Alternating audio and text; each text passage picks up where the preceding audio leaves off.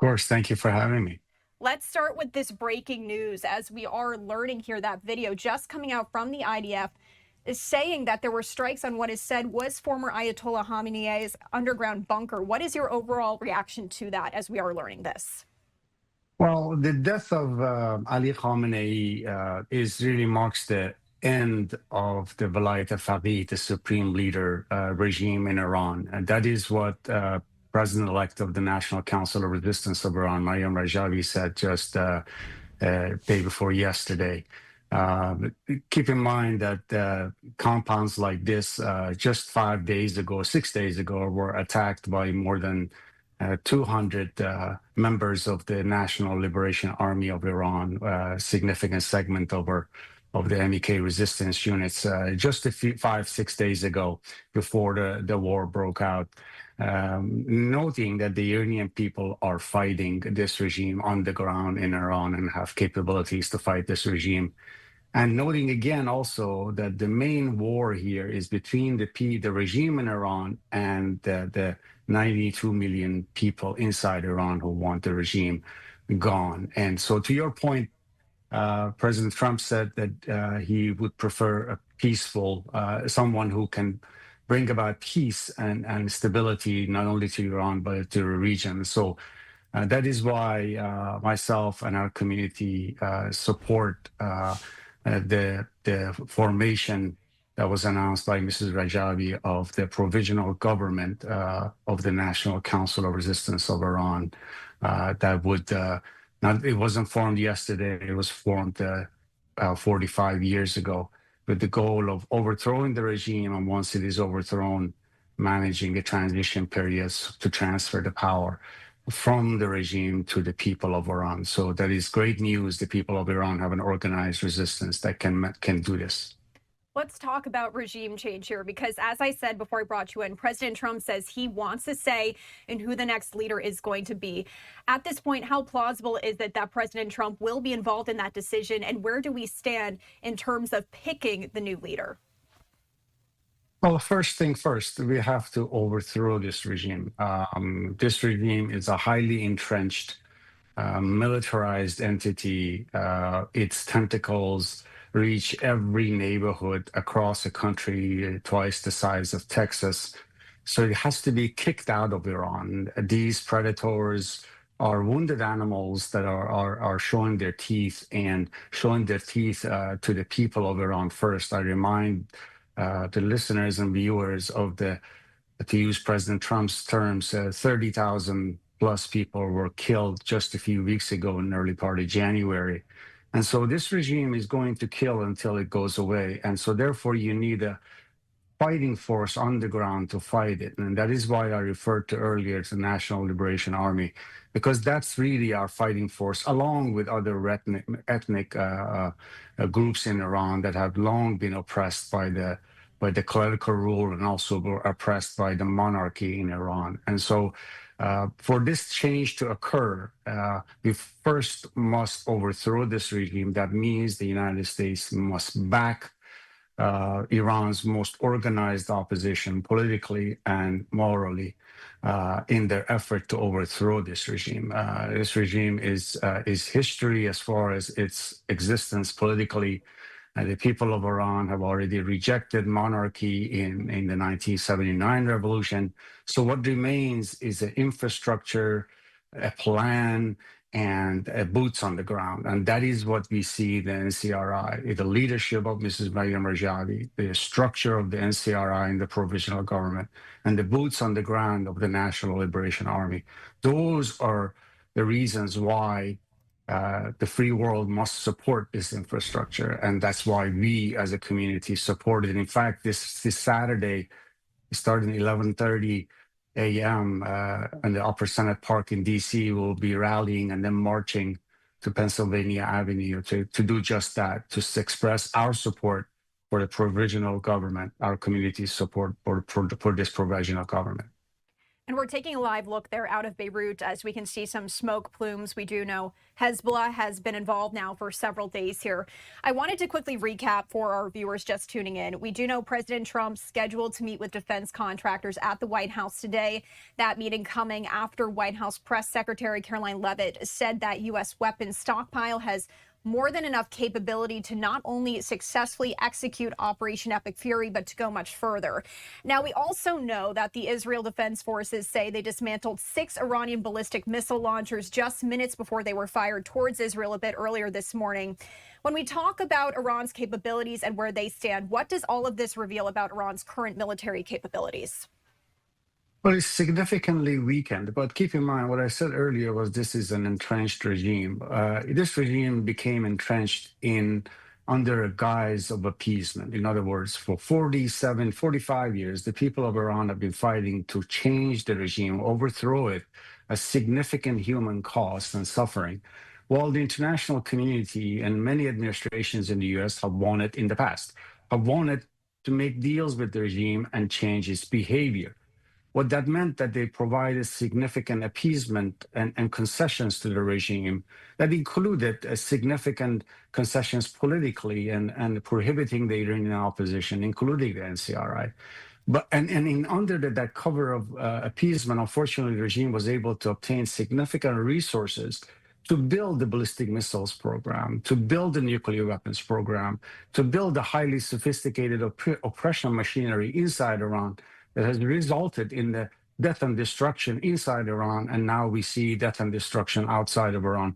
So in part, we are where we are because there has been 4 decades of appeasement of this regime, unfortunately, and the human cost has been significant. And so to make this paradigm change, you have to use the most powerful resource at your disposal, and that is the population, a restive population that has been fighting this opposition, this regime, and an opposition that is capable of overthrowing this regime and managing a transition period afterwards. And that is why NCRI becomes significant and Maryam Rajavi's leadership becomes significant at this juncture in history. And we do know that this operation set to last several weeks here, potentially even longer. Some Americans concerned about retaliation from Iran on U.S. soil. What could that potentially look like? Well, it's not the first time we know that the regime has attempted to commit acts of terror inside the country, including potentially the assassination of the President of the United States and bombing in Georgetown and alike. And of course, we heard about the terrorist attack in Austin.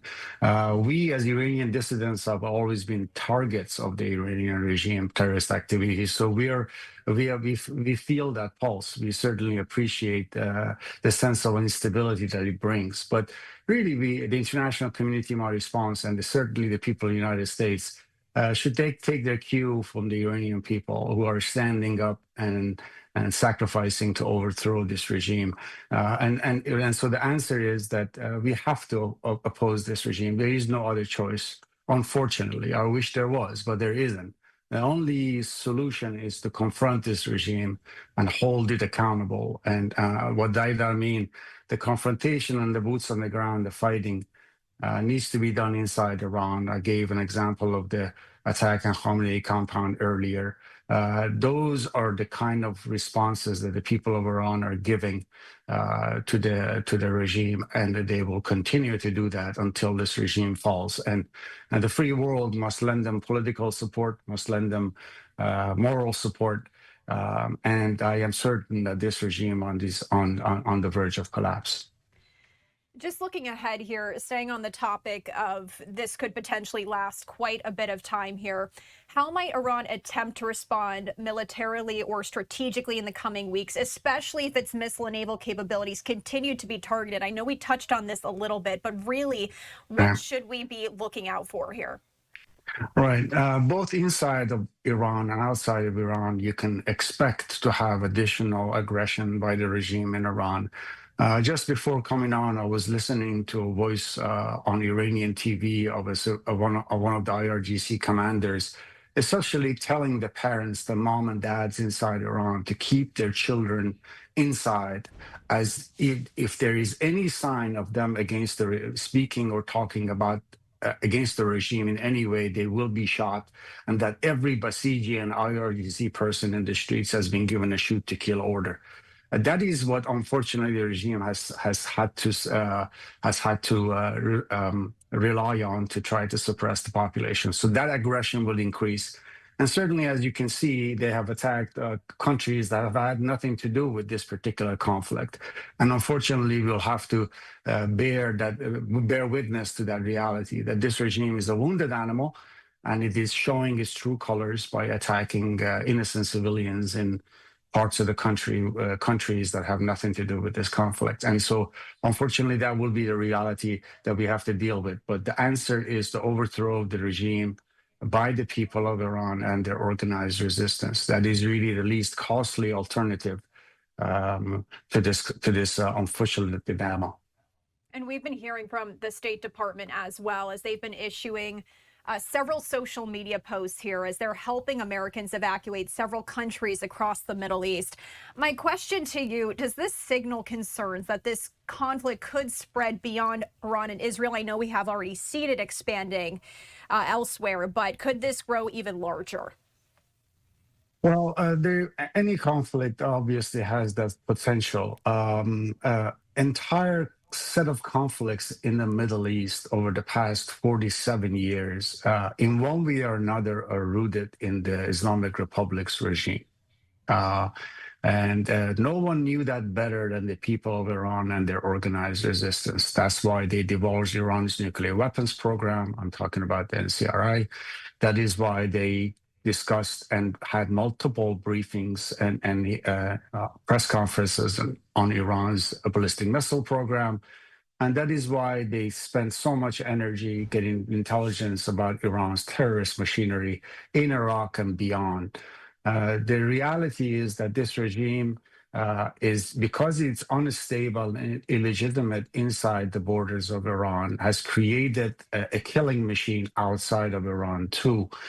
And all of this has been done under the cover of appeasement and diplomacy. And unfortunately, folks in the global arena in Europe and beyond continue to encourage diplomacy and negotiations with this regime. And I would ask those individuals and persons if those negotiations have ever addressed the perpetual numbers that Iran puts up as the world's #1 state sponsor of terrorism, and also having the highest per capita execution rate in the world. Have any of the negotiations over the past 45 years addressed those concerns at the UN or by the European nations?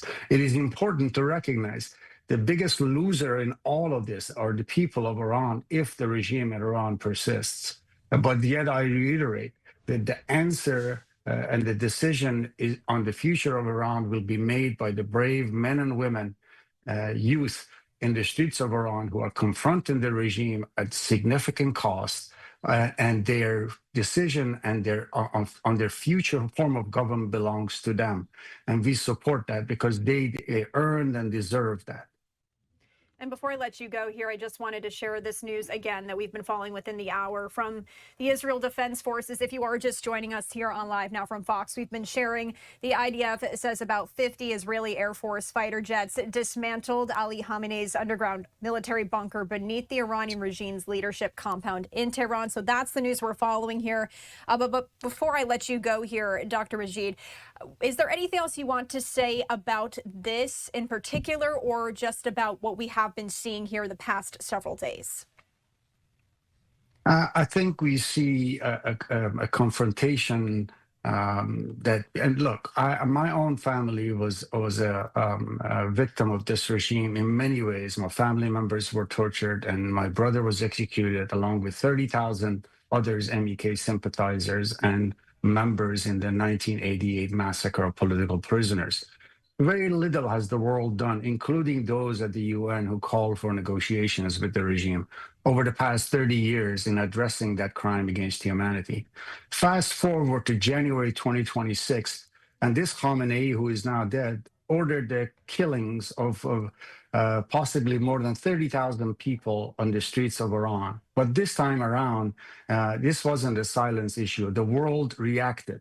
The world got revolted and regurgitated all the relationships they have had with the regime. And so what we see is the global community coming to realize, most of the global community coming to a realization that these predators have had a DNA that is unchangeable, and that we hope that they move on to support the Iranian people in their desire to overthrow this entity once and for all and get rid of the IRGC, because that's the entity that is making decision in Iran. No question about it. All right, Dr. Majid Sadeghpour, thank you so much for joining us, as always, here on Live Now Of course. Fox. Thank you. And we are stepping away for a commercial break. Much more coverage to come in just 2 minutes. Stay with us.